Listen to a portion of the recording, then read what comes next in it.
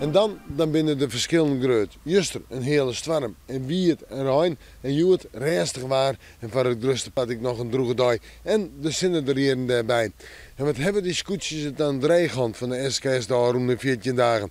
Dan werd de volle wien, dan werd de min. Nou ja, geen ze maar terug. Wel, de komende weken, de laatste noordelijke bouwvakweken. Ik begin mooi joen en vannacht. Dan hadden we denk ik wel droeg. Mistkansen, dus een waarschuwing voor het verkeer. Tot 13 graden en een zwakke wind krijgt 103 uit het zuidenwaai. Morgen, een dag mooi misschien in de maand nog even wat zinnen, maar ik ga toch maar meest bewolkt waren doen. Tijdelijk rein, maar letter in de middag en in de joentijd wordt het droeg. Hoe dag is zo'n 20 of 21 graden, dus wel een warme dag.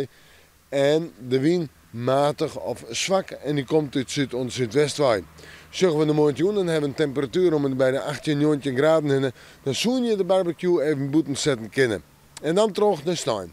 Dat doe ik een dag mooi wie het waard, betiden rein. Flink wat rein, letter krijgt het waar een buiig karakter, misschien wel mijn kans op tonger. En hoe daar werd die 20 of 21 graden.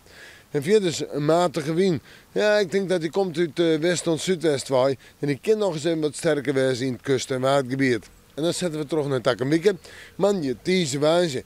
3 dagen maar droeg waar. We binnen er rond en het is prachtig voor de boeren en iedereen die in uw provincie op vakantie is.